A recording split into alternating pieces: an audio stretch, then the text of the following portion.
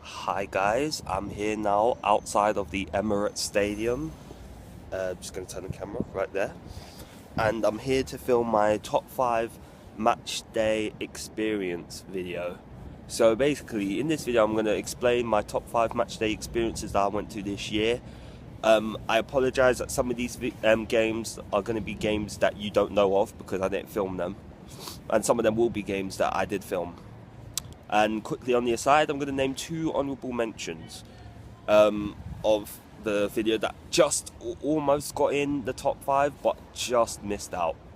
So the first honourable mention is the FA Cup semi-final, Crystal Palace versus Watford, and the second honourable mention is Chelsea versus Dynamo Kiev in the Champions League. So at number 5 on my list, it was tough. It was really tough. I went to about 17 games this year. It's not a crazy amount, like a lot of ground hoppers or people who do match day experiences that you've seen on YouTube, but it was still tough to pick out of those games. But at number 5, I'm gonna have to give it to West Ham versus Bournemouth. It was a hot August day, August 22nd, and I was, after just going to Leighton Orient 2 weeks before after that, before that, sorry. I was really hopeful for this game because it was Premier League. It was my first Premier League game of the season, and it was my first time at the Bowling Ground this season because I was going to go to the Leicester game, but I couldn't. So I was really hopeful, and the game lived up. There was 7 goals. Bournemouth won the game 4-3. I didn't expect that. I predicted 2-0 before the game, but it was overall a great matchday experience. The weather made it great. The game made it awesome. The fans were excellent. Literally, it was a perfect matchday experience. Okay, so at number 4, again, number 4 was hard, but I have to give it to the game I went to right here in this stadium when I went to see Arsenal versus Norwich. And I'll give you some of the reasonings why. It wasn't because of the match. The match wasn't like exciting. It wasn't that great. But it was because of what happened afterwards on the other side of the stadium, the Emirates. Basically, what happened was Arsenal Fan TV, that has over 200,000 subscribers. I do think so. Basically, they were on the other side of the Emirates. And so, and they weren't just there, it was a bunch of Arsenal fans, and my cousin came to the game too. So after the game, we met up, and we were just talking about Arsenal for all that time. We stayed for 2 hours after the game. Crazy. It was crazy, and it was a great experience to just talk about a football club like that. And just as a match alone, it was great. But it did lack goals, but there were chances in the second half which made the game better, because if there was no chances in the second half, the game would have just been dire and poor.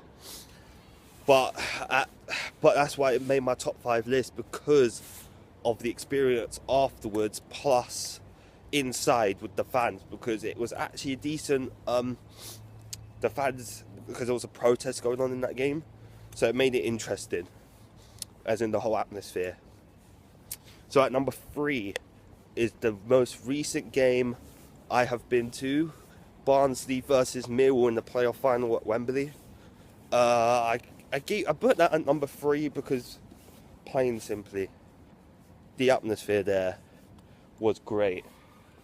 It being a playoff final, it was just great. I did expect a little bit more people than 51,000, but to be real with you guys, I thought the game honestly was great. 2 goals in 19 minutes, then a quick reply from Millwall. What else would you want from a football match? And then Barnsley get a third to kill the game off. But Millwall was still fighting even when it was 3-1. That's all you wanted, and as my last game. I bought a scarf for the occasion. And as I say, guys, I always support the team who I sit with, even though I'm still a neutral, and whoever wins, if they deserve it, I'll say it, and I'll always be a neutral. I won't be biased towards any team just because I'm sitting with them. I'm obviously going to cheer that team on because I'm sitting with their fan group.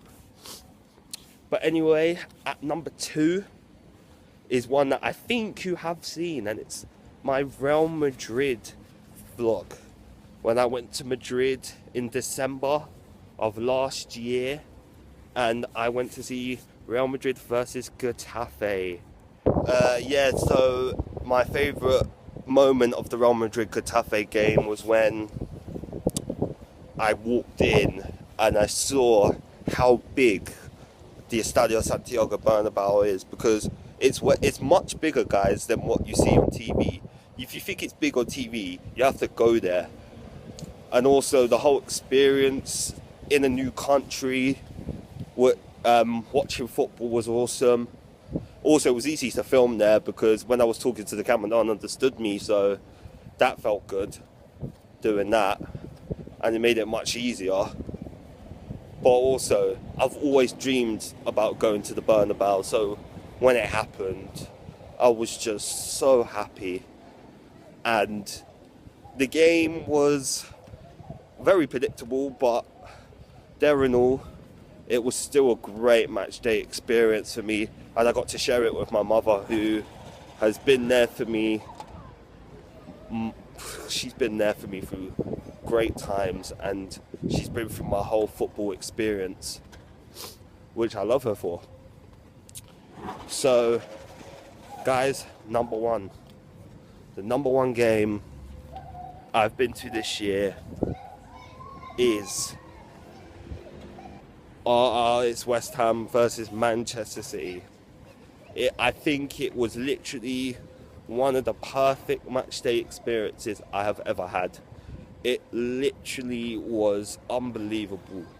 I was with the West Ham fans and they were just rocking that night because they knew Man City were coming to town. They wanted to do the double. Man City fans were rocking because they wanted to beat West Ham away, like West Ham beat them away 2-1. It was an unbelievable match day experience. The early goal, Valencia in 50 seconds, I think it was. I'm not 100% sure about that. It might have been 57 seconds. Just spanned one in. And then Aguero with a penalty replied in literally 5 minutes after. It was an unbelievable game, unbelievable atmosphere. And it's a game that I probably will never forget. Also, guys, as a quick aside, put down in the comments what videos you want to see from me. I'm up for doing anything, really. Any type of video, really. But it's kind of a football channel, so kind of keep it around football. So yeah, basically, guys, that is it. That's my top 5 videos of 2015, 2016. And guys, there will be plenty more videos during the Euros. I'll be giving my thoughts and opinions on the Euros. And also, guys, when the new season starts, videos will be coming of vlogs. Me vlogging to games again.